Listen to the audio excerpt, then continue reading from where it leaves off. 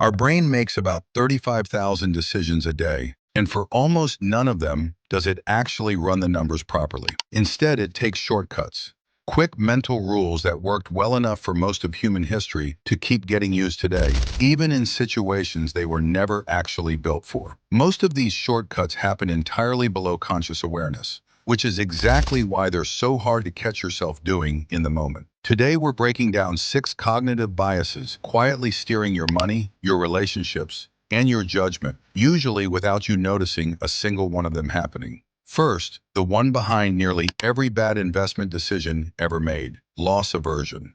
Losing $100 feels roughly twice as painful as gaining $100 feels good, and your brain treats those two numbers as wildly unequal, even though mathematically they're identical in size. This is why people hold on to a falling stock far longer than logic says they should, waiting to break even instead of cutting losses. Because selling at a loss means officially registering the pain right now, while holding lets you postpone that feeling indefinitely. The same wiring explains why free trials work so well on you. Once something feels like it's already yours, even temporarily, giving it up registers in the brain as a loss, not as simply declining a purchase you never made. And losses simply weigh heavier on the brain than equivalent gains, every single time, no matter how the situation gets framed. Next, the one that makes the news feel far more dangerous than it statistically actually is: availability bias. Your brain estimates how likely something is by how easily examples come to mind, not by its actual real-world frequency. Plane crashes get saturation media coverage, so they feel common and imminent, while car accidents, statistically far deadlier by a huge margin, barely register as a personal threat because you don't see them repeated in your feed 40 times in a single week. This is also why people wildly overestimate rare violent crime after a single dramatic news story, while quietly underestimating extremely common risks like heart disease, which simply doesn't generate the same vivid, memorable, shareable footage your brain uses to calculate how dangerous something actually is. Third, the one that makes arguing with almost anyone online feel completely pointless: confirmation bias. You seek out information that supports what you already believe, and you scrutinize anything that contradicts it far more harshly, often without ever realizing you're doing either one in real time. Two people can look at the exact same piece of evidence and walk away more confident in their opposite original positions, because each one quietly filtered for whatever confirmed what they already thought going in. This is why simply presenting someone with hard facts rarely changes a firmly held belief on its own.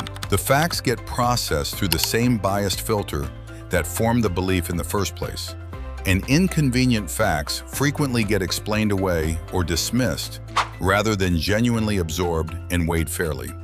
Now, the one that convinces basically everyone they're above average at things where that's mathematically impossible for most people involved: the Dunning-Kruger effect. People with limited skill in a given area frequently overestimate their own ability, specifically because the same skills required to perform well at something are the skills required to accurately judge your own performance in the first place. If you don't know enough about a subject to be good at it, you often don't know enough to even realize how not good you actually are. Genuine experts, meanwhile, tend to underestimate themselves slightly because they're acutely aware of everything they still don't fully know, which is exactly why the most confident person in a room is frequently not the most competent one, and why real expertise often sounds more hedged and cautious, not less. Fifth, the one that makes almost every group project quietly worse than it probably needs to be: the bystander effect. The more people who witness someone needing help, the less likely any individual person is to actually step in and act, because responsibility mentally splits across everyone present, and each person unconsciously assumes someone else will act first. In a crowd of 1, you're almost certainly helping.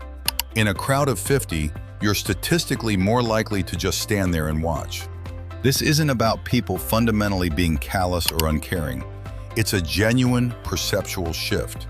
In group settings, people consistently underestimate how urgent a situation actually is, partly by watching everyone else's outwardly calm faces for social cues, while everyone else in the crowd is doing the exact same thing back at them at the same time.